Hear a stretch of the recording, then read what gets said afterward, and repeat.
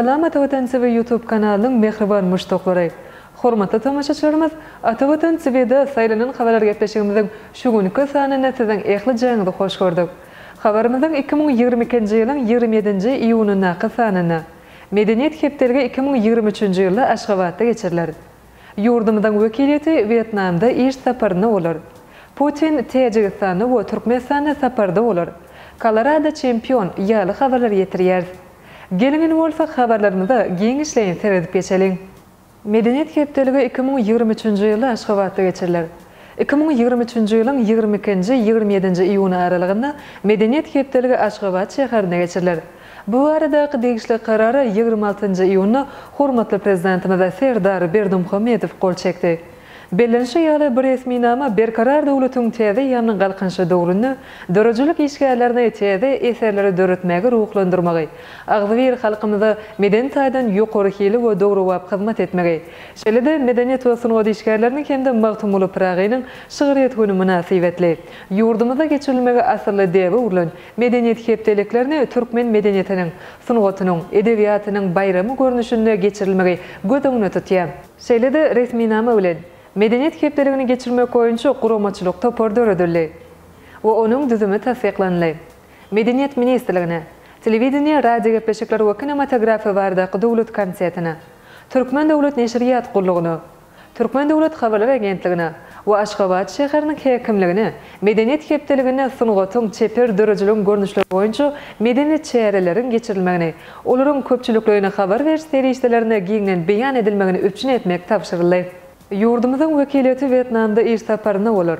Türkmenistanyň prezidenti buyrugy gol çekdi. Resminama laýyklykda ýurdumyzyň wekiliýeti syýasy diplomatik, sowda ykdysady, alam bilim we şäher gurulşy ulganyna iktaraplyň meseleleri aralyp maslahatlaşmak, şeýle hem iş öýüler maslahatyny, dowuşyklar we gepleşikleri geçirmek üçin 2022-nji ýylyň 27-nji iýuny 1-nji iýul aralygynda Vietnam Sosialistik Respublikasynyň Hanoi şäherinde gulluk iş saparyna bolar.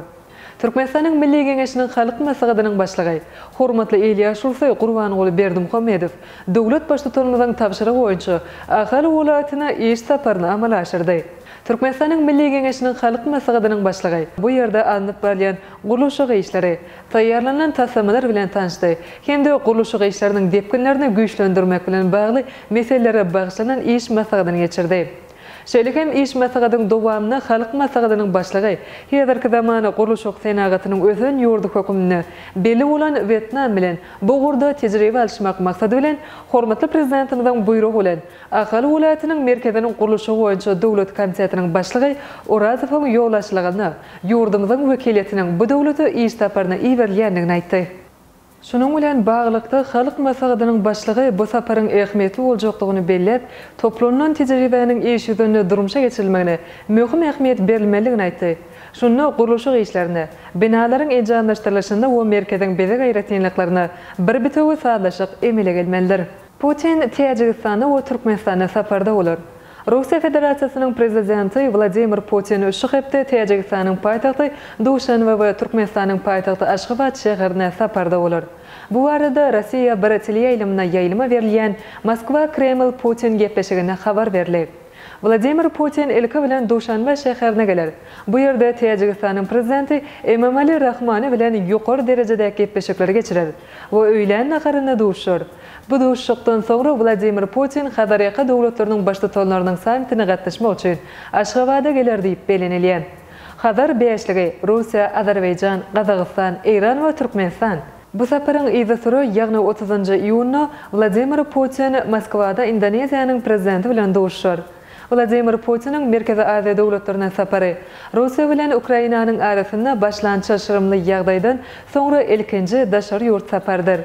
Muna nazar Putin şu ýylyň fevralyna Hataýdaky Olimpiýa oýunlarynyň açylyş dawrasyna gatnaşyp, Hataý Halk Respublikasynyň prezidenti Xi Jinping bilen duşupdy. Colorado çempion. Amerikanyň Milli Hokkey Ligasy NHL'de final duşuklary netijesinde Colorado topary ýeňiş kazandy. Bu topar 2021-2022-nji mövsümde Stanley Kubogynyň ýeňjisi boldy. Colorado Avalanche topary final duşuklaryny Tampa Bay Lightning topary bilen duşdy. Soňra duşukda Colorado topary 2-1 hasabyna ýeňiş kazandy. Geçirilen 6 duşun neticesinde Colorado Topары 4-2 hasabında yeňiş gazandy. Bu topar 2001-nji ýyldan soňra ilkinji gezek çempion bolmagy başardy. Colorado Topары özü tarihinde 3-nji gezek Stanley Kubogyny gazandy. Play-off tapgyrynyň en gymmatly oýunçysy Colorado Toparyndan Cale Makar boldy. Bu toparyň düzümindäki rus hokkeýçi Valeri Nichushkin ilkinji Kubogyny gazandy. Ine mehriban müştaklar.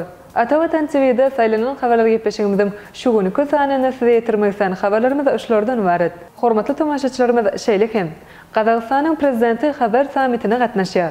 Uly ýedilik Hataýyň taslamasyna bäsleş bolýar. Lightyear 0 ilkinji gün awtology. 27-nji iýun ýyldızlar näme diýär? Günelük täleýname ýaly habarlary Atawatan Turkmenistan.com saýtymyzdan giňişen okap bilersiňiz. Mehriban müştaklar, egerde biziň saýtymyza ýeňilikli ýol bilen gelmek isleýän bolsaňyz, onu Google Play Market'ten biziň Atawatan Turkmenistan projenýamyzy töleksiz ýükläp alyp bilersiňiz. Gepleşigimizden enneki sanly goşýançak hoşsa bolun.